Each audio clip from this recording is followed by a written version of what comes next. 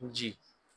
अब हम लोगों ने डिस्कस करना है लेसर ओमेंटल सैक को डिस्कस करना है, ठीक है? इसको ओमेंटल बर्सा भी कहते हैं। ये होता क्या चीज़ है, अगर मैं आपको एक क्रॉस सेक्शन दिखाऊँ, सपोज़ ये देखें, इसको देखें, ये जो लंग्स है ना, सॉरी, स्टमक है, स्टमक के पीछे एक स्पेस होती है, सही है? इसको कहते हैं ओमेंटल बर्सा, आप यहाँ देख सकते हैं, इसको लेसर सैक भी कहते हैं। ओमेंटल बर्सा एक स्पेस होती है। पेनक्रियाज देखो रेट्रोपेरिटोनियल ही है, पेनक्रियाज भी रेट्रोपेरिटोनियल ही है, और ये जो पेनक्रियाटिक आर्टरी हमने पढ़ी थी, सॉरी स्प्लीनिक आर्टरी थी, वो भी रेट्रोपेरिटोनियल थी, किडनीज भी रेट्रोपेरिटोनियल है, ये सब कुछ रेट्रोपेरिटोनियल है। स्टमक जो है वो इंट्रापेरिटोनियल है। अब इसके पीछे ये स्पेस होती है, इसको कहते हैं मेंटल वर्सा। मैं आपको मज़ीद दिखाऊँ, ये देखो, अगर उसने ना, हम लोगों ने नीचे से जो ग्रेटर ओमेंटम है वहाँ से लिवर स्टमक को काट के ऐसे ऊपर उठा दिया है, तो ये जो पीछे ये स्पेस थी ना, ये वाली, इसको कहते हैं ओमेंटल बर्सा, सही है? और मैं आपको इसमें ना सवाल असल में यूँ आता है, वो कहते हैं कि अगर स्टमक की बैक वॉल पे, हम लोग पोस्टीरियर वॉल पे अल्सर हो और वो डैमेज हो, तो कंटेंट्स कहाँ जाएँगे? सही है? तो वो जाएँगे ये इस ओमेंटल बर्सा के अंदर। उसके अलावा आप ये देखें, ये आपने ना, उसने ना जो लेसरोमेंटम है, ये लेसरोमेंटम है, ये ग्रेटरोमेंटम है। लेसरोमेंटम को अगर मैं ना, उन्होंने बिल्कुल ही पर्दे की तरह कर दिया। उसने दिखाया कि लेसरोमेंटम के यहाँ से एक रास्ता जाता है, यहाँ से, इसको कहते हैं फोरामेन ऑफ विंसलो, ठीक है? एपिप्लोइक फोरामेन या फिर ओमेंटल फोरामेन, यहाँ से ये ओपनिंग है, सिंगल ओपनिंग है, जो कि ओमेंटल बर्सा के अंदर जाती है। तो इसके थ्रू आप जिगर के पीछे, अपना स्टमक के पीछे ऐसे हाथ डाल सकते हो, सही है? और पैनक्रियाज को फ़ील कर सकते हो। तो ये बात आपने याद रखनी है। उसके अलावा ये आपने याद रखना है कि जो अपने पास ये जो है ना लेसरोमेंटम के 2 पार्ट होते हैं, हिपैटोगैस्ट्रिक और हिपैटोड्यूडेनल। हिपैटोड्यूडेनल पार्ट जो है ना, इसके अंदर से ये पोप्लिटल आर्टरी वगैरह गुज़र के जा रही होती है। ये देखें, ये सॉरी, पोप्लिटल वेन गुज़र के जा रही होती है। ये देखें, ये वही चीज़ दिखाई है। तो इसके अंदर आप देखो तो ये अपने पास बाइल डक्ट जा रही है, साथ में हिपैटिक आर्टरी जा रही है, हिपैटिक आर्टरी प्रॉपर, और दूसरी क्या कहते हैं, पोर्टल वेन जा रही है। जो जो लिवर की चीज़ें ना, पोर्टल वेन जाएगी, हिपैटिक आर्टरी जाएगी और सिस्टिक डक्ट जाएगी इसके अंदर से। ये भी एमसीक्यू पॉइंट है। अच्छा, उसके अलावा मैंने मज़ीद आपको दिखाना था, ये देखें, स्प्लीन के ना कुछ लिगामेंट्स होते हैं।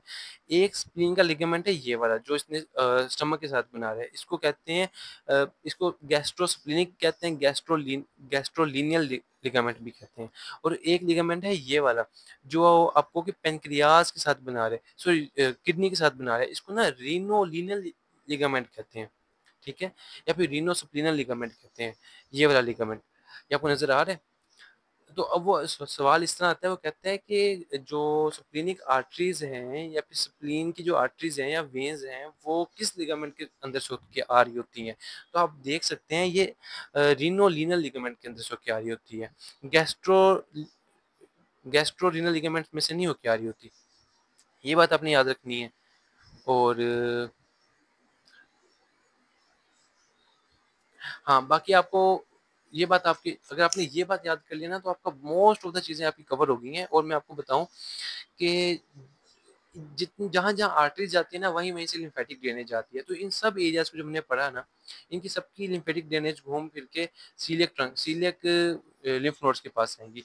इसी तरह जो सिम्पैथेटिक सप्लाई होती है ना, वो भी सीलियक प्लेक्सिस बनते हैं, सीलियक ट्रंक के पास ये सीलियक प्लेक्सिस है। और यहाँ से फिर आर्टरीज़ के अलोंग रन करती हुई ना, जिस तरह देखो, आर्टरीज़ के साथ-साथ ये नर्व्स जाती हैं और जाके सिम्पैथेटिक सप्लाई देती हैं, जहाँ-जहाँ भी देनी होती है। सही है? तो अगर कोई पूछ ले कि स्प्लीन की सिम्पैथेटिक सप्लाई कहाँ से आती है, तो सीलियक प्लेक्सिस से आती है। स्टमक की कहाँ से आती है? सीलियक प्लेक्सिस से आती है। ड्यूोडेनम के फर्स्ट पार्ट की कहाँ से आती है? सीलियक प्लेक्सिस से आती है। लिवर की कहाँ से आती है? सीलियक प्लेक्सिस से आती है। तो अगर एक दफ़ा आपने आर्टेरियल सप्लाई याद कर ली ना, तो आपको लिम्फेटिक ड्रेनेज भी वहाँ से याद हो जाती है और सिम्पैथेटिक सप्लाई भी वहाँ से याद हो जाती है। मैं एक दफ़ा चाहूँगा कि हम लोग इसको रिवाइज़ कर लें। देखें, आपने मेरे साथ रिवाइज़ करना है। सीलियक ट्रंक आएगी, सीलियक ट्रंक से 3 ब्रांचेज़ आएगी, लेफ्ट गैस्ट्रिक आएगी और स्प्लीनिक आएगी, साथ में कॉमन हेपेटिक आएगी। लेफ्ट गैस्ट्रिक आके ये इधर लेसर कर्वेचर को सप्लाई करेगी, साथ में इसोफिजियल ब्रांचेज़ देगी कुछ। उसके बाद जो स्प्लीनिक है, वो पैनक्रियाज़ को सप्लाई करेगी, उसकी बॉडी को, उसकी टेल को सप्लाई करेगी और स्प्लीन को जाके सप्लाई करेगी। स्प्लीनिक आर्टरी जो है ना, वो शॉर्ट गैस्ट्रिक आर्टरीज देगी, जो कि फंडस ऑफ द स्टमक को सप्लाई करेगी। उसके अलावा लेफ्ट गैस्ट्रो एपिप्लोइक आर्टरी देगी जो कि लेस ग्रेटर कर्वेचर को सप्लाई करेगी। उसके अलावा जो ये कॉमन हिपैटिक आर्टरी है ये देगी अपने पास हिपैटिक आर्टरी प्रॉपर जो कि लेफ्ट और राइट हिपैटिक आर्टरी देगी। राइट हिपैटिक आर्टरी में से सिस्टिक आर्टरी निकलेगी। जबकि जो इसकी दूसरी ब्रांच है गैस्ट्रोड्यूडेनल आर्टरी एक देगी right gastro epiploic artery, right gastro epiploic artery देगी जो कि ग्रेटर कर्वेचर को सप्लाई करेगी, और दूसरी देगी सुपीरियर पेनक्रियाटिक और ड्यूडेनल आर्टरी जो कि फर्स्ट पार्ट ऑफ ड्यूडेनम और हेड ऑफ पेनक्रियास को सप्लाई करेगी। जबकि इंफीरियर पेनक्रियाटिक और ड्यूडेनल आर्टरी आएगी सुपीरियर मेजेंटेरिक आर्टरी में से, सही है, और वो आके बाकी रिमेनिंग ड्यूडेनम और हेड ऑफ पेनक्रियास को सप्लाई करेगी।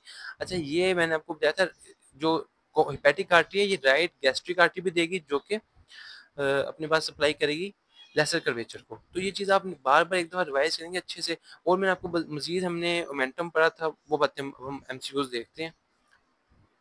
हमने काफ़ी चीज़ें डिस्कस कर ली है, बल्कि इसके लिए अलग वीडियो भी हम लोग इसको डिस्कस करते हैं।